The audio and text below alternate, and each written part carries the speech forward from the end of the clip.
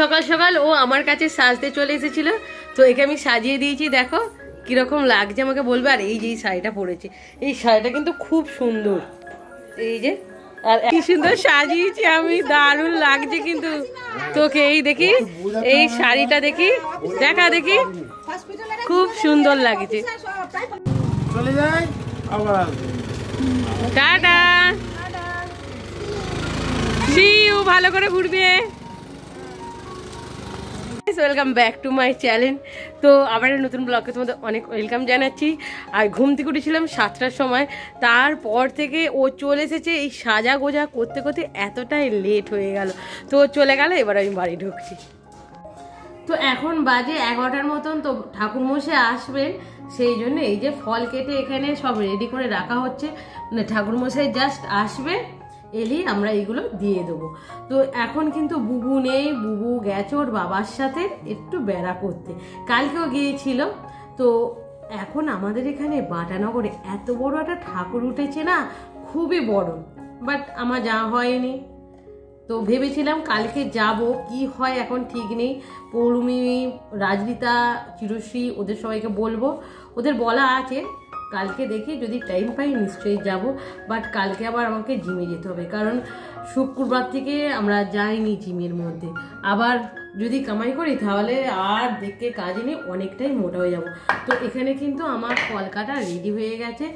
তো চলো তোমাদের দেখিয়ে দিই কতটা ফলটা কাটবো। আমি ফলটা কেটে দিয়েছি, অল্প করেই কেটেছি, কারণ রোজ রোজ তো ফল দিতে হচ্ছে। এইটা হবে মনসাতলায় যাবে আজকে, যেহেতু ষষ্ঠী পুজো, আর এইটা হবে, এইটা আমাদের এই ঠাকুরের কাছে যাবে। তো অল্প করেই ফলটা কেটেছি, বেশি ভোগের দিনে একটু বেশি করেই ফল কাটবো, কারণ ভোগ তো হবে আর সবাইকে দিতে লাগবে, সেই জন্য ভোগের দিনে একটু বেশি করেই ফল কাটবো। আর এই যে আমাদের ঠাকুরটাকে দেখে সত্যি কিন্তু খুবই ভালো লাগে আমার। তো এই যে জাস্ট একটু সাবান জ্বালিয়ে দিয়ে একটু ভালো করে পরিষ্কার করে নিচ্ছি। এখন কিন্তু পুরোপুরি পরিষ্কার করবো না ভালো করে, কারণ রোজের পূজা হবে আর রোজ কিন্তু এইভাবে কিন্তু কালি থাকবে, কারণ আরতি হবে তো সেই জন্য। তো লাস্ট দিন একেবারে পিতম বাটি দিয়ে ভালো করে পরিষ্কার করে নেবো। এখানে কপুরদানিও আছে। তো চলো, এইটা হয়ে গেছে, একটু ধুয়ে নিই। ঠাকুরের না প্রচুর কাজ, মানে ঠাকুরের এত কাজ যদি না ভালো করে করতে পারো, মানে কি বলবো আর তোমাদের। সেখানে 4টে জিনিস পরিষ্কার করা হয়ে গেছে। এবার আমি নিয়ে চলে যাবো ঠাকুরমশাইকে ফোন করে দেখি কোথায় একা আছে। তো চলো, এই যে মাজা হয়ে গেছে আমার। এই বোন, তোমার নাম কি? হ্যাঁ, তোমার নাম কিশোরী? এর কিশোরী একটু হেসে দেখিয়ে দাও তো। তো টুকুপুকু এসেছে, বুবু আর বনি এত হই হই করছে, এত মানে চিৎকার করছে না, মানে একটাই তুমি বসেই থাকতে পারবে না। এরা এরকম করে, দুজনে থাকে একই, তো মানে ছটপট করে। আর টুকুপুকু এক হয়েছে, মানে বুঝতে পারছো। দেখো গলা তোমাকে দাদা কি করেছে, কি করেছে তোমাকে, কি এরকম করেছে দাদা তোমাকে, কি করেছে? ঠাকুরমশাই চলে এসেছে, এবার কিন্তু পুজোটা শুরু হবে। তো অনেকক্ষণ ধরে অপেক্ষা করছিলাম, তো চলে এসেছে। চান টান এখন কিন্তু আমার কিছু করা হয়নি, পূজা হবে তারপরে করবো। তো ঠাকুরমশাই চলে এসেছে, আর মনসাতলায় পুজোটা আগে হচ্ছে, তারপরে হবে কিন্তু বটতলার পুজো। তো বটতলায় মা কালী আর বাবা পঞ্চানন্দ, এই দুটো পূজা হবে, আর লাস্ট হবে আমাদের সরস্বতী ঠাকুরের পুজো। তো আজকে যেহেতু ষষ্ঠী না, সেই জন্য পূজা হচ্ছে। আমি এই মন্দিরে চলে এসেছি চাবিটা খুলতে, কারণ হচ্ছে আমি ওখানে থাকলাম না। আমার তো এখনো স্নান টান করে পুরো রেডি হয়নি, আর এতই গান চালাচ্ছে, আর কিছু বলার নেই আমার।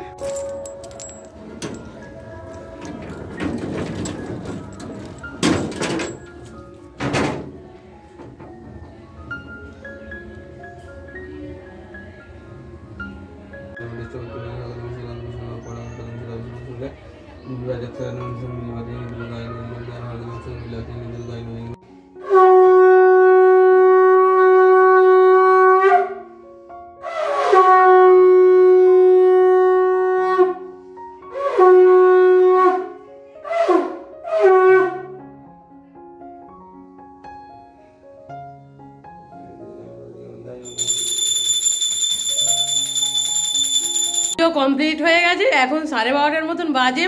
আমার কিন্তু এখনো স্নান খাওয়া কিছুই হয়নি, জাস্ট ঘুম থেকে উঠেছিলাম, বাবুকে এলো, তাকে সাজালাম, তারপরে এই অবস্থা। তো ঠাকুর পুজো কমপ্লিট হয়ে গেছে। এবার আমি স্নান টান করে আমার ঠাকুরটাকে পূজা করব, তারপরে খাওয়া দাওয়া করবো।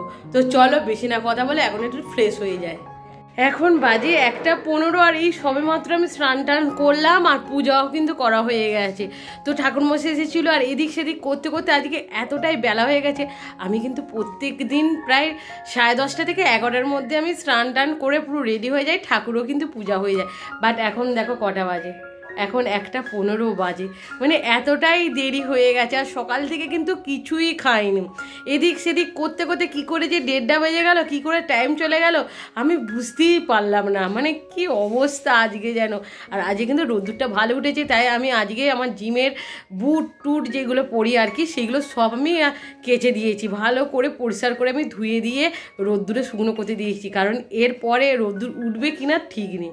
তো চলো বেশি না কথা বলে এখন খেতে যাই, মা আমাকে ডাকছে। কিন্তু খুবই স্পেশাল খাবার, দেখো আজকে শাক আছে। এই শাকটা খেতে এত দারুণ হয়, মানে অন্য দিনের শাক হয় বাট এই শাকটা কিন্তু খুবই ভালো। আর এখানে আছে এই যে ডাল, এই ডালটা আমার ভীষণ ভালো লাগে। আর এই হচ্ছে বাঁধাকপির তরকারি। আমি বাঁধাকপির তরকারি অল্প নিয়েছি, কারণ বাঁধাকপির তরকারিটা আমার খুব একটা ভালো লাগে, বাট এই ডালটা দিয়ে আর এই শাকটা দিয়ে কিন্তু এই ভাত কটা আমি খাবো।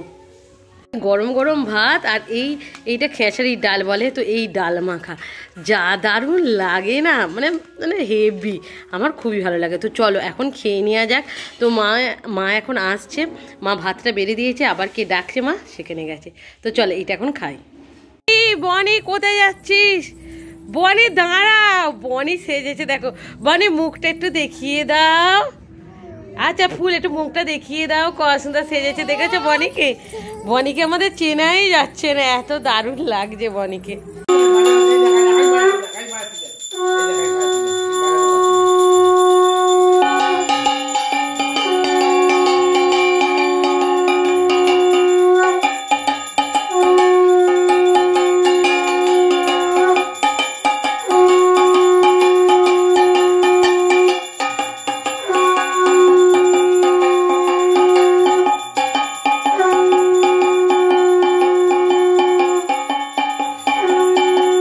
এখন পূজা হয়ে গেছে আর আমাদের বনিকে আগে দিতে হবে। বনি তুমি কি খাবে?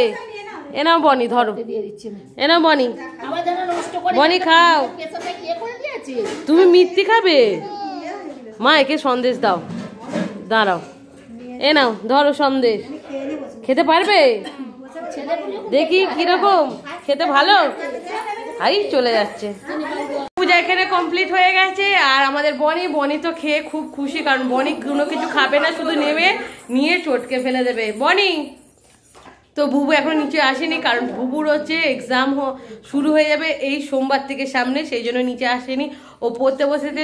চলো এখন আমি রাখছি তাহলে। ভিডিওটা ভালো লাগলে অবশ্যই লাইক শেয়ার কমেন্ট করতে ভুলবে না। তো আজকের মতো টাটা।